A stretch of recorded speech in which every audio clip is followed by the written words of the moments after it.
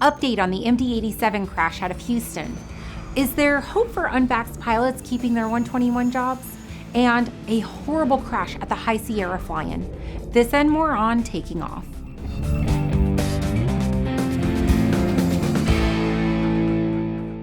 Welcome to Taking Off. I'm Christy Wong.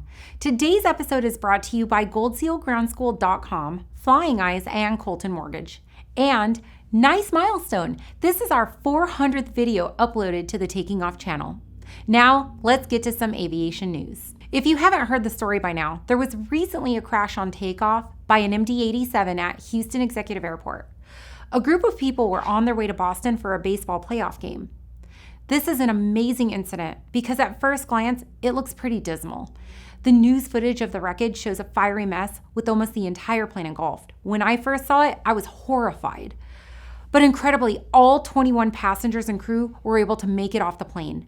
That's right, 0 fatalities. The NTSB made a preliminary statement saying this appears to be a rejected takeoff. Something happened and the pilot flying applied brakes and tried to stop their takeoff roll. The plane was unable to stop by the end of the runway, so it went through a fence and came to a stop in the field just beyond the runway. A flight mechanic who happened to be on board managed to open the main cabin door near the front of the plane. He was able to help get all 18 passengers plus the 3 crew members out of the wreckage safely before it was completely engulfed in flames. Now, we don't know exactly what happened yet or why the pilots made the decision to reject their takeoff. What we do know, according to investigators, is this plane had not flown since December of 2020.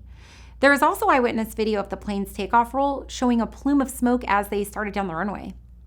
Investigators were able to retrieve the flight data recorder and cockpit voice recorder to get more information, but it'll take several weeks to analyze that data. The NTSB stated that they'll be reviewing the maintenance history on this plane to see if anything sticks out. They did mention that due to the engine's placement on the MD-80 series, they're in good condition for inspection because they sit high on the tail and avoided most of the flames. So they'll hopefully be able to get some good answers sooner rather than later. Professional flight crews conduct a takeoff briefing before every flight. During that briefing, discussed is what to do during an abnormality during the takeoff. For example, the pilot flying will reject the takeoff for any abnormality below, say, 80 knots.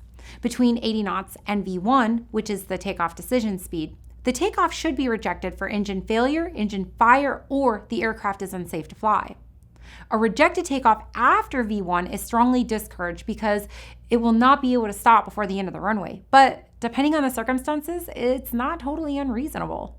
For example, in 2017, Ameristar Flight 9363 overran the runway in an attempt to reject the takeoff seconds past V1. It turns out that the captain's quick decision to reject the takeoff contributed to the 110 passengers and 6 crew members surviving the accident. This happened to be an MD-83, another plane in the MD-80 family. Investigators later determined that a component of the elevator had jammed while the aircraft was parked at the airport.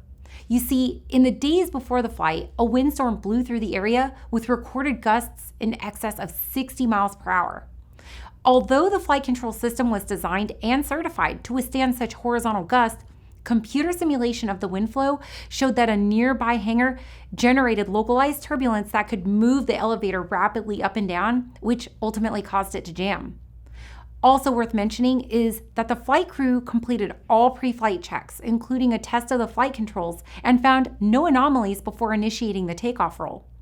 The NTSB said that there was no way the pilots could have detected the flight control jam until it was too late. It just happened to be a freakish occurrence of physics, combined with exactly where the plane was parked that contributed to this accident. But again, no fatalities thanks to the quick action by the crew. Our friend Mentor Pilot does a really great review of this accident, so head over to his channel and check it out.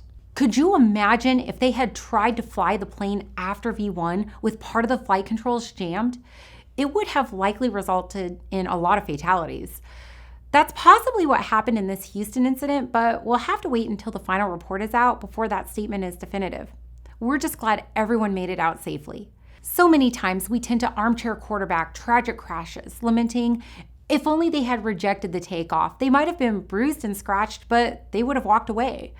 Well, these stories are some of those bruised and scratched, but alive and well, to talk about. Rejected takeoff. Is that something you have in your pilot toolbox? Let us know in the comments below. All right. It was previously announced that federal contractors, including some major U.S. airlines, face a December 8th deadline to comply with federal vaccine mandates or employees will be terminated. Most of the majors announced compliance with the mandate, but it looks as though that might change slightly. Southwest CEO Gary Kelly said in a recent statement that he is opposed to the federal vaccine mandates. Following that statement, Southwest spokeswoman Brandy King said last week that employees must submit proof that they received the vaccination or they must file a request for an exemption from vaccination no later than November 24th. The update is that employees whose exemption requests have not been processed or approved by December 8th will still be allowed to keep working, she said. American Airlines also said last week that workers who are granted medical or religious exemptions will probably have to wear face masks and undergo regular testing, but the airline is still working on details.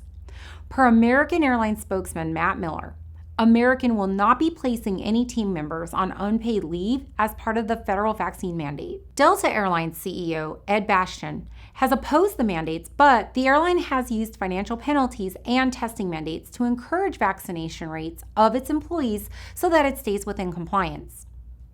United Airlines has been the most direct about their position. As previously reported, the airline told employees earlier this year that they would lose their jobs if they weren't vaccinated by September 27th, and it offered no loopholes. It was the first airline to impose a mandate, and it's in the process of terminating the remaining 232 employees who did not comply. Whether you love it or hate it, these are currently the terms. What would you do if your career and your livelihood came down to it? You're welcome to respectfully leave your thoughts in the comments below. In more uplifting news, EAA just announced that tickets for AirVenture 2022 are now on sale. Next year's activities will be hosted from July 25th to July 31st. Early bird pricing is in effect until June 15th, so don't forget to plan ahead. Are you planning on attending next year? Let us know below. Okay, next story. We have a friend and fellow pilot experience a horrible crash while at the High Sierra fly-in. Fortunately, it was a one-person incident, not affecting any people on the ground. There was no post-crash fire, and miraculously, after surgery and hospitalization, some touch-and-go moments there, he survived. We're talking about the one-wheel crash of Mark Patey, who he caught up to convalescing in his home. Mark? Yeah, hi, Christy. When you go to a stall drag race, and I was lucky enough to win it in 2017, and Mike won it the next year. You don't want to be interviewed for a crash, and if it's going to be a crash, not something quite so spectacular as a one-wheel crash. So yes, with the stall drag races this year, I did have a fantastic impact with the ground on a one wheel, and yeah, it was a good crash. I got some issues with my left hand. I got my right shoulder, my right knee. But the real big damage was my hip. We took that little ball right off the top of your femur where it pockets into your hip, and we busted that thing clean off. And so surgery it was for me. Had to put me back together, but I got titanium upgrades, and so I'm now officially younger and more improved than Mike. Okay, so you're basically a bionic man. Nice. Not really identical twins anymore, huh? Speaking of Mike, did he show up at the fly-in? No, great question. Mike was not able to make it to the stall drags this year. That was the most common question I got asked out there. For the one healthy day I got to fly out there was, where's Mike? And but no, Mike had to work. He has a company. We've got a few companies we run together, and he had to be on a trip and taking care of some clients in the oil and gas industry. How was the turnout this year? Well, yeah, of course, it was a huge turnout. High Sierra flying just keeps getting bigger and bigger and better. And we didn't set up a booth or do the demos. We just, right now, we're so focused on keeping all the staff, trying to keep production up. I want to bring up, though, there were some real great vendors out there that were supporting the event. And the sponsors that I noticed that were there was Cub Crafters for sure, was out strong and full force. Tempest Aero was there. AOPA was there. Breitling. There was others, but I know I'm forgetting some. But you don't make money at these kinds of events. It's an expense to let people know and to try to give back and support people in the backcountry flying community. And I'm just so appreciative of all of them. Thanks, Mark, for the update on yourself, on Mike, and on the High Sierra fly-in. Anything else you want to add? Well, yeah, of course, Christy. Thanks so much for having me. I appreciate it, and I definitely feel loved and supported. And yeah, it's kind of funny. There's been some great memes going around the internet that just have really entertained me while I've been laid up in bed. And someone says, why are you sharing some of these memes making fun of your crash? And I thought, well, because it's funny and you feel loved. I don't feel picked on. I think it's just fantastic. You've probably heard this before, but you can tell your real friends, if you're down and out and your head's in the toilet at a public restroom throwing up, a stranger walking by will ask if you're okay, and a friend will be there holding your hair back or handing you some tissue, and a real good lifelong friend will shove your head in that toilet laughing his head off. And so I love the memes that have been out there. It's been great. I love that you reached out to see how I'm doing, and I appreciate the time you gave to reach out and see how I'm doing. So. Well, thank you, Mark, for the kind words. We love you and appreciate you. Appreciate you, Christy, and definitely tell Dan hello for us. We sure appreciate everything you guys do for general aviation, and all your videos and content are fantastic. Mark, we wish you the best and hope you get healed up soon. And by the way, you don't need a one wheel to look cool. You're already super cool in our eyes. As always, thank you to everyone for supporting us.